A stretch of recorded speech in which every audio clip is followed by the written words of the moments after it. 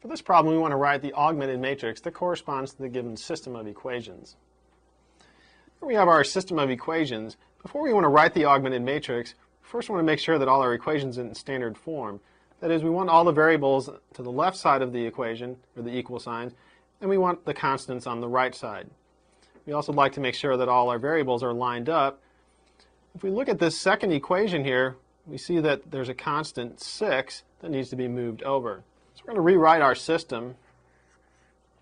First equation is fine. We're going to rewrite that. 4x minus 5y plus z equals 0. In our second equation, we're going to write negative 2x minus y. And there's no z term, so we'll leave that space there. We're going to subtract 6 from both sides, so we'll have minus 25. This third equation is okay. We're just going to rewrite that. X plus 5y minus 5z equals 10. Now we have each of the variables lined up. All the constants are on the right-hand side. So we can go ahead and write our augmented matrix now. The augmented matrix will really contain two parts. We're going to have one part that is made up of the coefficients of the variables, and then we have a second part here that's going to be made up of the right-hand side, or these constants.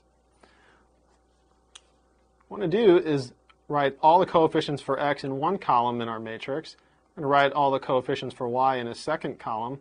We're going to write all the coefficients for z in a third column. And then here we're going to write our right-hand side, which is the constant in our equation. So here we get 4, negative 5, 1, there's this implied coefficient of 1, and the right-hand side is 0. For our next equation, we'll have negative 2, negative 1. There's no z term, so we're going to use 0 as our coefficient. And the right-hand side is negative 25.